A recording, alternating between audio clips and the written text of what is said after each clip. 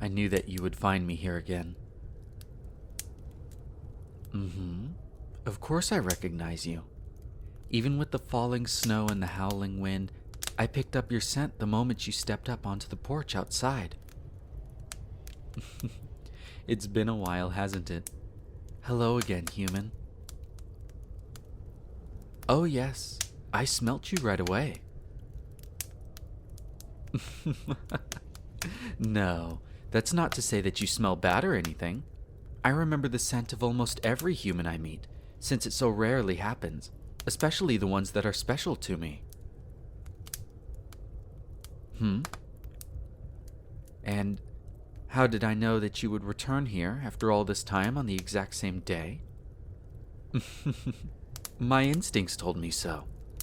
I think you humans call it intuition.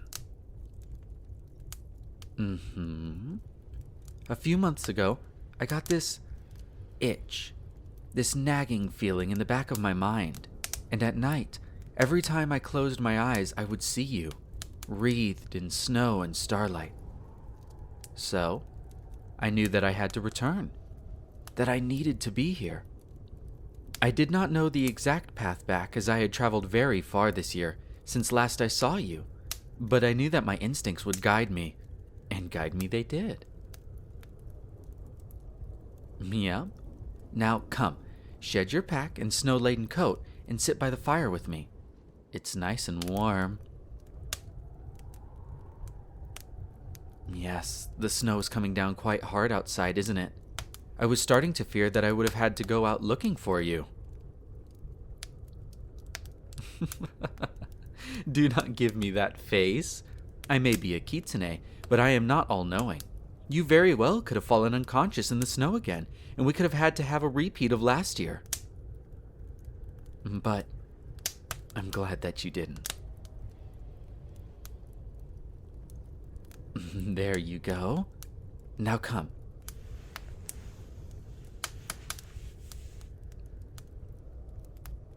See? Isn't that much better? Nice and warm, isn't it? Did it take you long to get here, human? 2 days? That's not that bad, especially considering all of the snow. Are you journeying to see your family again for Christmas? As I expected. Humans are always such fans of tradition. Is it difficult for you, not being able to see your family that often? Well, I know how attached human family members are to each other, and I remember you telling me last time that you only get to see them a couple times a year. Well then, you must be very excited whenever Christmas comes around, because it means that you get to see them then, huh?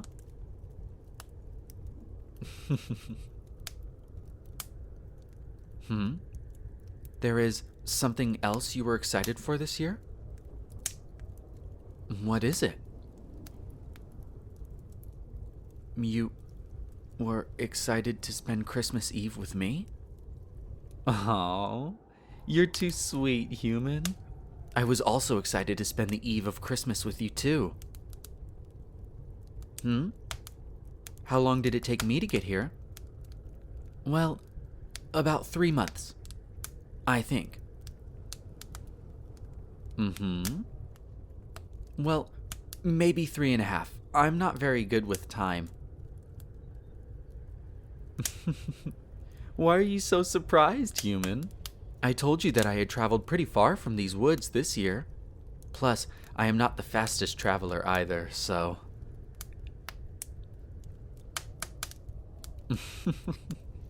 You're silly, human. Traveling that distance was no problem for me.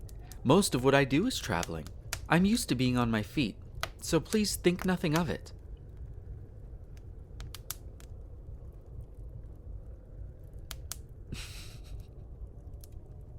Oh, nothing. You humans just get caught up on the funniest things is all. Where did I go? Oh, here and there. I started by traveling further east before eventually making my way south. In my travels, I saw many wondrous things. Well, my first destination was actually inspired by you.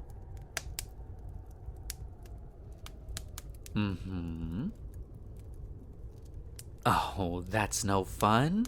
Take a guess. Nope. Try again. Wrong again. Do you give up? I set out to find my mother. Because of you. After you left, I got to thinking that it had been quite some time since I had seen my mother, and that it might be time that I did. So, on Christmas morning, I set out to go find her. Well, it certainly wasn't easy. Being that Kitsune leads solitary lives, we often don't leave any form of marker or directions when it comes to finding each other. That was why I traveled so far. First, I headed to where I last saw her years and years ago. I found nothing, of course, so I decided to search around for any clues as to where she had gone. I uncovered nothing for months, until finally, in the height of spring, I encountered rumors that a mysterious kitsune had been spotted in and around a cave in one of the mountains outside of this small village. Well, unfortunately, it was not my mother. It was a young female by the name of Ichika. You see, she had taken to sneaking into the nearby marsh at night so that she could steal sake and rice from the brewery in the marsh's center. During the day, she would return to the secluded mountain caves to hide and rest. Well, I mentioned to her that I was searching for my mother, and as the gods would have it, on her way to the mountain, she had said she'd caught a glimpse of a four-tailed kitsune with hair as white as mine. Isn't that great? Oh, yes. Remember how last year I told you that the longer a kitsune lives and the more powerful they become, the more tails they grow? Well, my mother has 4. But back to the story. Ichika had said that she had spotted her during the day beneath a large ginkgo tree on a small island in the center of an even larger lake down south. Well, honestly, I'm not quite sure what the lake was called. I don't really pay attention to that sort of thing, but it was near the center of a big pine forest. Ichika told me to go south until I entered the pine forest, and that I'd know when I was getting close when I started to smell sakura. No, nothing of that sort. The lake was surrounded by a smattering of sakura trees. You humans call them cherry blossom trees, I think. Anyway, because we were in the height of spring, I could smell their blossoms from miles away, and just as Ichika had said, nestled amongst the sakura trees was the lake, and in the center of the lake was this little island with the largest ginkgo tree you've ever seen. Oh, it was so pretty, especially when the wind blew through it and the leaves would drift away. I wish you could have seen it, human. No, I couldn't really see her anywhere, but Ichika had said that she had sighted her around the ginkgo tree, so I took off my heiori and swam. When I got to the small island, there she was. Well, I was surprised. I had expected that she would be gone by the time I arrived, but when I finally made it to the ginkgo tree, she was lounging in the lower branches as though she'd been waiting for me the entire time. How was it? Well, it was great. I hadn't realized that I missed her so much until she embraced me. Unlike humans, which naturally congregate, kitsune openly choose to live solitarily, or in only very minute familial groups. Of course, my mother looked just as beautiful as always. She always has this very ethereal air about her, and she always takes such great care of her tails. Oh? What is her name? Oh, yes. My mother is named Shizue. Shizue means a quiet inlet, and before she adopted my father's surname Matsuri when they became mates, her surname was Chibana, which means 1,000 flowers. Yes, I suppose it does suit her, doesn't it, human? Well, we just talked and caught up on what had happened in the last 30 years since we'd seen each other the rest of the day and well into the night. Apparently, she had taken to living in that small island and amongst the ginkgo tree because the smell of the surrounding sakura trees helped to mask her scent. My mother did always value her privacy. I also told her about you. What is wrong, human? Why are you so red? You're silly, human. Well, I told her how I had found you, and that I got to learn from you about Christmas, and a little bit about how humans celebrate it. I also told her that you were my inspiration for finding her. She seemed very amused. She said that as a pup, I was always more curious about things than my siblings.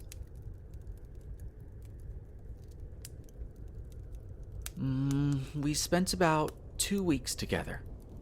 We hunted together, we talked of many, many things, and she shared her home with me, a nest she had made in a small hollow near the top of the ginkgo tree's trunk. Eventually, though, as usual, I began to grow restless, and I knew that it was time for me to depart.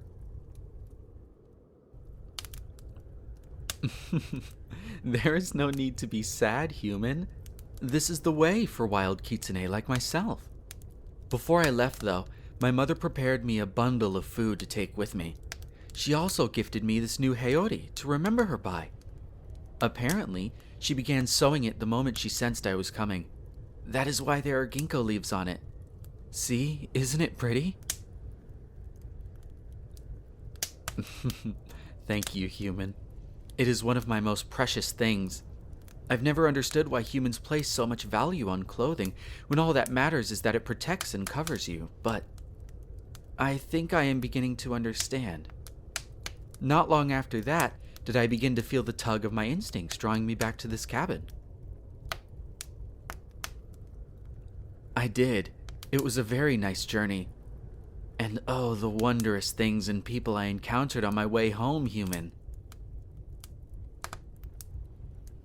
Well, I tended to avoid outright human settlements as I ventured around the mountains, but I did run into a male and female wolf playing dress-up as servants. The female refused to speak to me, but the male did wish me a good day, but said nothing more. It seemed like they were in a hurry, though I can't imagine why wolves would be going into town. I also encountered a sad-looking Jorogumo girl. Apparently, the village nearby had taken to worshipping her as some kind of a deity, and she was residing in the shrine nearby. She wouldn't show her face to me, but she sounded very pretty, and she had a lot of arms. Grooming must be very easy for her. I also encountered a naga with scales the color of caramel who was living amongst the roots of a giant dead tree in a rice marsh. He seemed friendly, but something told me it was probably better to just move along, so I kept going. Oh, I also encountered a pair of kitsune brothers who were actually living not only among humans, but were in charge of them. I know. They were the sons of some ancient, wealthy kitsune family who had apparently settled among humans thousands and thousands of years ago, and in time, the village grew into this huge, shiny city. Oh? How did I run into them if I was trying to avoid large cities? Well, funny story about that actually. I encountered them when they caught me eating the fruit in their garden after I had snuck into it. The older of the two, a very beautiful white-haired male, became so red when he saw me that I thought he would burst into flames. Oh yes, he was gorgeous and dazzled with gold like the rising sun, but his temper was hot like midsummer. He chased me at first, but gave up when his brother, a younger but larger male with shorter dark fur, intervened. He was very nice and spoke softly to me. Well, I had climbed into a coconut tree at that point. The dark-haired male who named himself as Kenta apologized for his brother's behavior. Apparently his brother, whose name was Kosuke, hated dirt and dirty things, so the sight of me, a wild kitsune in their garden, infuriated him. Well, I understood where Kenta was coming from, but I had only wanted some fruit. Kosuke was prepared to set fire to the entire garden to purge me, and it was a gigantic garden human. I don't really understand why he disdained me so. We're both white kitsune, and he only had 2 more tails than I. I don't really understand what difference being wild or not makes. What did I do next? Of course I left. Kenta escorted me out under the watchful eye of Kosuke, of course. As they brought me to the back wall of their estate thingy, out of eye and earshot of their guards, Kenta whispered something to Kosuke. Kosuke didn't seem happy about it, but he approached me and gave me a couple grapes. It was very sweet of him, even if he made as much effort as possible to avoid touching me. Kenta told me that if I jumped over the wall here, I could escape into the surrounding marsh and make my way out of the city through the rice paddy fields. Kenta gave me this long, shiny gold thing and whispered to me that should I get stopped or encounter any trouble, to just give them this and they would probably just let me go. Yeah, he was very nice. Although he was quite large, he was very gentle and spoke and moved very softly. After that, he and his brother bid me their goodbyes, and I climbed over the wall. Did I end up encountering any trouble? No, not really. I'm good at staying out of sight. Except for that one time, of course. So, I still have the shiny thing. Kenta told me that it was Kosuke's, but that he had so many shiny things that he wouldn't miss it. I don't have any need for it, so maybe I'll return it to him. Maybe he'd be willing to be my friend if I return this shiny chain thing. Maybe all of these colorful rocks in it mean something to him, you know? And that was it, human. Oh, I do remember running into one other weird thing. They were a group of hunters, but they weren't dressed like any hunters I'd ever seen. It was night, and they were camped around a fire when I found them. Normally, I would have snuck into their camp to help myself to some of their leftover rations while they slept, but they just didn't smell right. They smelled like dried blood and ash. I don't really know what they were hunting, but I did overhear an older man speaking to a younger, more plainly dressed girl that they were looking for some ancient, red-eyed, black-haired lady or whatever. They weren't hunting for me, so I decided to just be on my way. Anyway, what have you been busy with this year, human?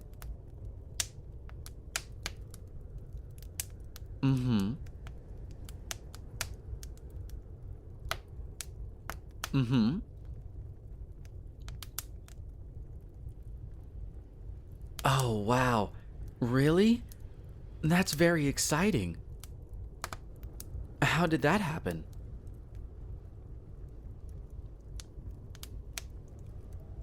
Well, I'm happy for you. And how long ago was that?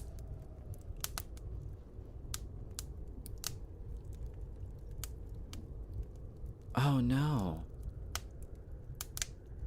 Was it before or after? I see. And what was that like, human?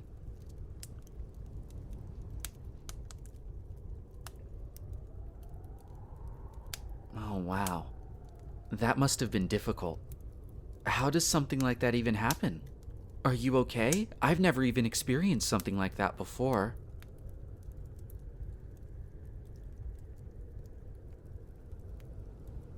That must have been very hard on you, human.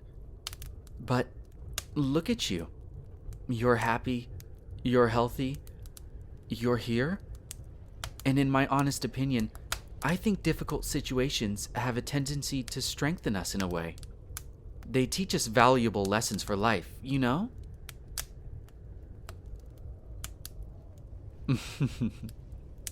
Good.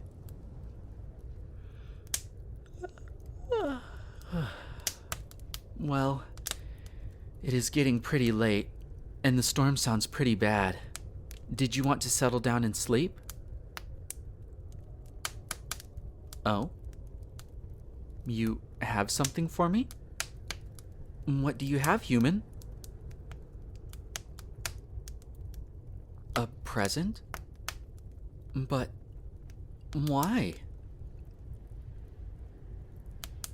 You wanted to share a little bit of Christmas with me? Oh, human. I don't know what to say. I didn't even think to get you anything. I'm sorry. Huh? You didn't do this out of expectation of getting anything back? Okay. That's what you had in your pack then, wasn't it?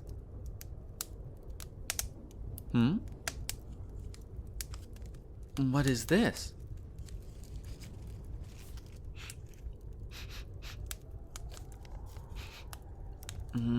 It smells like paper.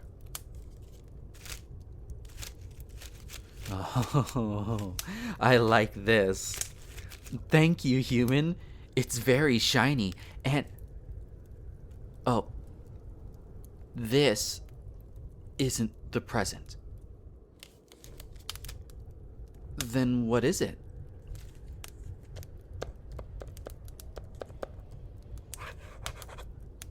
This isn't the present, but it's technically the present? I'm confused. Oh, the present is in this thing. I see. Do I open it now then? Okay.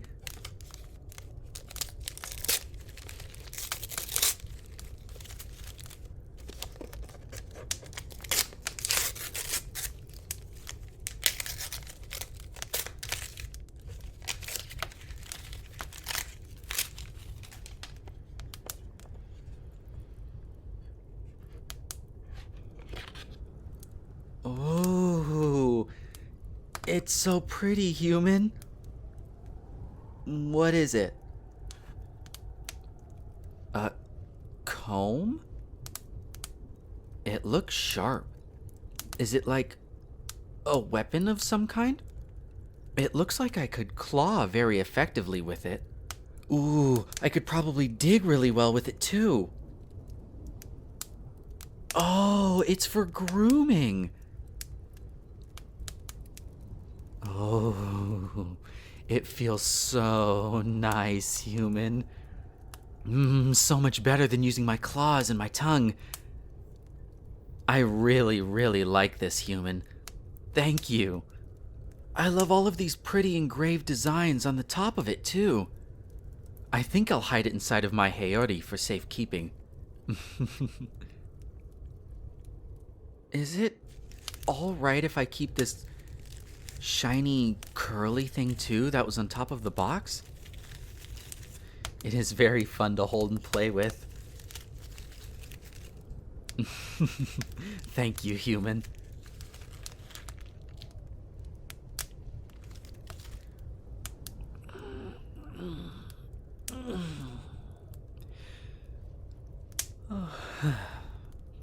I think it is about time for us to sleep now, don't you? The fire is so nice and warm, and I cleaned and fluffed this old rug thingy just for you, human. I know how important cleanliness is for many humans. Here, would you like to huddle for warmth again? Good. You know, I really enjoyed this, human. And I'm happy that you wanted to spend Christmas Eve with me again. If you are okay with it, I wouldn't mind doing this again next year. Only if you are okay with it, of course. I know that I am just a wild kitsune, and that this old cabin is a good distance away from your village. Oh, you would? You want to do this every year on Christmas Eve? I would like that very much, human. In that case, I will see you again next year, and no matter how far I travel, I promise to always return to this cabin to see you again. Good. I will see you again next year then. Good night, and Merry Christmas, human.